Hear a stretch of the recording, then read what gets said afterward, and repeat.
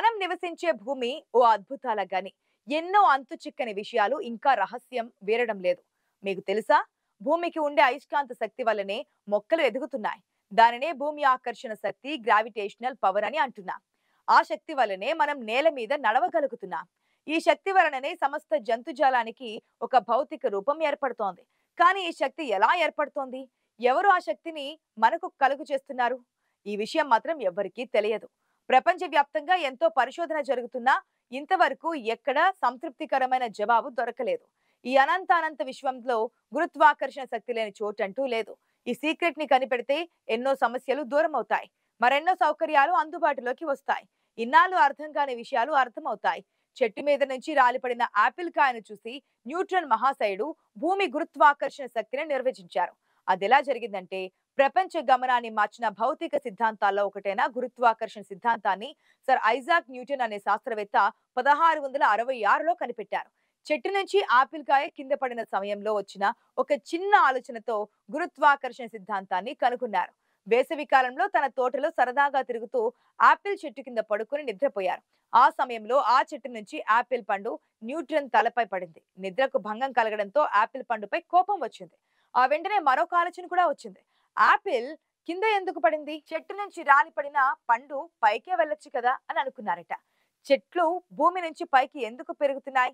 పైకి విసిరేసిన ఏ వస్తువైనా కిందకే ఎందుకు పడుతుందని ఆలోచించడం ద్వారా ఆయన భూమి గురుత్వాకర్షణ శక్తిని కనిపెట్టారు.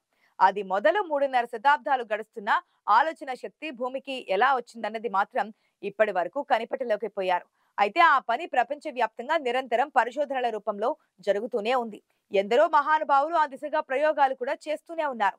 ఏదో రోజుకు ఆ రహస్యం బట్టబయలవుతోంది. కాంతికి వేడికి శక్తి కలిగించే విద్యుత్ అయస్కాంత తత్వం, పరమాణు కేంద్రకాలను ఏకం చేసే కేంద్రక బలాలు, రేడియో ధార్మికతను బలహీనపరిచే శక్తుల గురించిన సమాచారం శాస్త్రవేత్తలు తెలుసుకోగలిగారు. ఇన్ని విజయాలు సాధించిన శాస్త్రవేత్తలు భూమి ఆకర్షణ శక్తి రహస్యాలు తెలుసుకోవడంలో ఎటువంటి ప్రగతి సాధించలేకపోతున్నారు. చరిత్రను పరిశీలిస్తే ఎన్నో అద్భుత ఆవిష్కరణలు ప్రమాదవశాత్తుగాను యథాలాపంగాను వెలుగు చూశాయి. భూమి గురుత్వాకర్షణ శక్తి సీక్రెట్ దొరికితే, దానిని అదుపు చేసే ట్రిక్ సంపాదిస్తే భూమిపై ఇప్పుడున్న ఇంధన కొరత తీరిపోతోంది. కాలుష్యాల గొడవే ఉండదు. రోడ్లు, రైలు మార్గాలు అవసరమే ఉండదు. కానీ ఆ అంశం ఇంకా పరిశోధన అంశంగానే మిగిలిపోయింది. ఏ వస్తువునైనా సరే భూమి ఆకర్షిస్తోంది. ఆ ఆకర్షణ బలమే ఆ వస్తువు బరువు. ఈ ఆకర్షణ యొక్క భూమికే కాదు, ప్రతి గ్రహానికి ఉంటుంది. ఈ గురుత్వాకర్షణ శక్తి అనేది ప్రతి చోట కనిపిస్తోంది. దీని నుండి ఎవరూ తప్పించుకోలేరు. ఇదొక ప్రకృతి శక్తి. భూమికి బాగా ఎత్తులో అంతరిక్షంలోకి వెళ్ళినప్పుడు ఈ భూమి ఆకర్షణ శక్తి బలహీన పడిపోయి మనిషికి భారరహిత స్థితి వస్తోంది. అప్పటికి ఎంతో కొంత అయస్కాంత శక్తి ఉంటుంది. ఫిజిక్స్ సూత్రాల ప్రకారం పదార్థ నిర్మాణంలో ఉన్న అస్థిరత వల్ల రేడియోధార్మిక పదార్థాలలో రేడియోధార్మిక లక్షణం క్షీణిస్తోంది. అయితే భూమి ఆకర్షణ శక్తి అనేది భూమి అస్థిరత వల్ల వచ్చింది కాదు. భూమికి ద్రవ్యరాశి ఉన్నంత కాలం భూమి ఆకర్షణ శక్తి స్థిరంగా ఉంటుంది. భూమి ద్రవ్యరాశి స్థిరంగా ఉండి దాని వ్యాసార్థం తగ్గితే అప్పుడు భూమి మీద ఉన్న వస్తువుకు భూ కేంద్రానికి మధ్యన ఉన్న దూరం తగ్గిపోతుంది.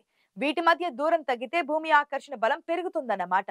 భూ కేంద్రం వద్ద వస్తువును ఉంచితే దీనికి ఒక వైపున గల భూ ద్రవ్యరాశి దానిపై కలిగించే ఆకర్షణ బలాన్ని, రెండు వైపులా భూ ద్రవ్యరాశి దానిపై కలిగించే ఆకర్షణ బలాన్ని రద్దు చేస్తోంది. అందువల్ల భూ కేంద్రం వద్ద ఉంచిన వస్తువుపై ఎటువంటి భూమి ఆకర్షణ బలము ఉండదు. ఇది భూమి ఆకర్షణ రేఖ జీరోగా ఉండే ఈక్వెడార్ ప్రాంతంలో కనిపిస్తోంది. ఈ అద్భుతాన్ని చూడడానికి పర్యాటకులు అక్కడికి వస్తూ ఉంటారు. మన శరీరంలో రక్త ప్రసరణ నిరంతరం జరిగేందుకు రక్తాన్ని హృదయం పంపింగ్ చేస్తూ ఉంటుంది. ఇది భూమి ఆకర్షణ బలానికి వ్యతిరేకంగా పనిచేయాలి. భూమి ఆకర్షణ బలం తగ్గితే గుండె పని తగ్గుతోంది. ఫలితంగా శరీరంలో రక్తపోటు తగ్గుతోంది. మరో మేధావి ఐన్స్టీన్ ఉద్దేశంలో భూమి ఆకర్షణ లేదా గురుత్వాకర్షణ అన్నది ఒక శక్తి కాదు. దీనిని అంతరిక్షంలో ఉండే పెద్ద గొయ్యితో పోల్చి చెబుతారు. గొయ్యి చుట్టుప్రక్కల ఉండే వస్తువులన్నీ అటువైపు దొర్లుతూ అందులో పడిపోతుంటాయి. అదే విధంగా వస్తువులు గురుత్వాకర్షణ కారణంగా అటువైపు పడిపోతున్నాయని ఆయన వాదన. ఐన్స్టీన్ సైద్ధాంతిక శాస్త్రవేత్తలు మాత్రమేనని, ప్రాయోగిక శాస్త్రవేత్త కాదని ఇతర శాస్త్రవేత్తలు ఆయన సిద్ధాంతాన్ని ఆమోదించలేదు. నిజానికి ఆయన చెబుతున్న బ్లాక్ హోల్స్ ని ఎవరూ చూసింది లేదు. అవి కేవలం ఆయన నమ్మిన సిద్ధాంతం తాలూకు ఊహలేనని వారు తేల్చారు.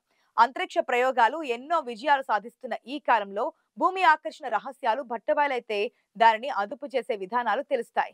అప్పుడు నీటిలో చేప పిల్లలు ఈదినట్లుగా మనం కూడా భూ వాతావరణంలో తేలుతూ ఎక్కడికి కావాలంటే అక్కడికి పైసా ఖర్చు లేకుండా వెళ్లేందుకు వీలు చిక్కుతోంది. అయితే ఇప్పుడున్న సాంకేతికత నేపథ్యంలో శాస్త్రజ్ఞులు ఏం చెబుతున్నారంటే గురుత్వాకర్షణ శక్తితో నడిచే వాహనాలు సాధ్యం కాదు. గురుత్వాకర్షణ ఒక శక్తి. ఇది వస్తువులను భూమికి ఆకర్షిస్తోంది. కానీ దాని ద్వారా వాహనాలను నడపడం సాధ్యం కాదు. వాహనాలను నడపడానికి ఇంజిన్ లేదా ఇతర శక్తి వనరు అవసరం. గురుత్వాకర్షణ శక్తితో నడిచే వాహనాలు అనే భావన చాలా వరకు ఊహాజనితం. అయితే కొన్ని సందర్భాలలో గురుత్వాకర్షణను ఉపయోగించి వాహనాలను కదిలించవచ్చు. ఉదాహరణకు కొండ దిగువకు వెళ్ళేటప్పుడు లేదా కొన్ని రకాల స్లైడింగ్ ఉపరితలం మీద సాధ్యమే. కానీ ఇక్కడ కూడా గురుత్వాకర్షణ స్వయంచాలకంగా వాహనాన్ని నడిపించదు. అది వస్తువును ఒక దిశలో కదిలించడానికి సహాయపడుతోంది. ఇలాంటి గురుత్వాకర్షణ వాహనాలను కొన్ని దేశాలలో ఉపయోగిస్తున్నారు. వాటిని గ్రావిటీ రేసర్లు, సోప్ బాక్స్ కార్లు అని వ్యవహరిస్తున్నారు. ఇప్పటి వరకు అత్యంత వేగవంతమైనదని లోటస్ 119 ఉన్న సోప్ కార్ 45 డిగ్రీల వాలుకు గంటకు 320 కిలోమీటర్ల వేగంతో ప్రయాణించి రికార్డు సృష్టించింది. అయితే అది కొండవాలుకు మాత్రమే ప్రయాణిస్తోంది. వాటిని మళ్లీ కొండపైకి ఈడ్చడం కోసం కరెంటుతో పనిచేసే కేబుల్ ని ఉపయోగిస్తున్నారు. అందుకే వాహనాలు తానంతట తానే నడపాలంటే దానికి శక్తి వనరు అవసరం అవుతోంది. అది వాహనానికి ఉండే ఇంజిన్ కావచ్చు లేదా వేరే ఏదైనా కావచ్చు. మళ్ళీ దానికి ఇంధనం అవసరం అవుతుందన్నమాట. కానీ అంతరిక్షంలో మాత్రం ఈ విషయంలో మినహాయింపు ఉంటుంది. గురుత్వాకర్షణ శక్తిని ఉపయోగించే కొన్ని సాంకేతికతలు పనిచేస్తున్నాయి. ఉదాహరణకు గురుత్వాకర్షణ సహాయంతో అంతరిక్ష నౌకలను కక్షలోకి ప్రవేశపెట్టడం లేదా గురుత్వాకర్షణ శక్తిని ఉపయోగించి విద్యుత్ ఉత్పత్తి చేయడం. అయితే ఇవి వాహనాలను నడపడానికి ఉపయోగించే సాంకేతికతలు కాకపోవచ్చునని అంటున్నారు.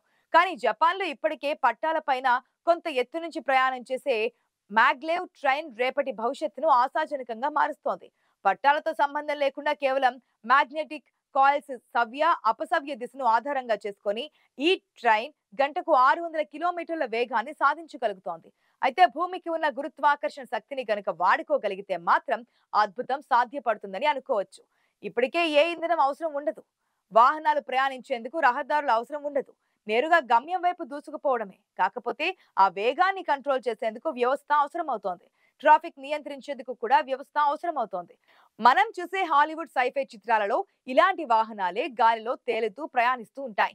అవి నిజానికి గురుత్వాకర్షణ శక్తితో నడిచే వాహనాలేనని చిత్ర రచయితలు చెబుతూ ఉంటారు. కానీ అవన్నీ వారి ఆలోచనలు మాత్రమే. ఆ ఆలోచనలు ఏనాటికైనా నిజం కావాలనే వాటిని అలా రూపొందిస్తూ ఉంటారు. భూమికి ఉండే అపారమైన శక్తిని ఇంధనంగా మార్చుకుంటే పొల్యూషన్ అన్నదే లేని ప్రయాణాలు సాధ్యపడతాయంటున్నారు ఆశావాహులు. అయితే ఈ విషయంలో ఇంకా పరిశోధనలు జరుగుతూనే ఉన్నాయి. ఏనాటికైనా ఈ టెక్నాలజీ అందుబాటులోకి వస్తోంది. అప్పుడు మనిషి ఒక గొప్ప ఆవిష్కరణకు కారణమవుతాడు.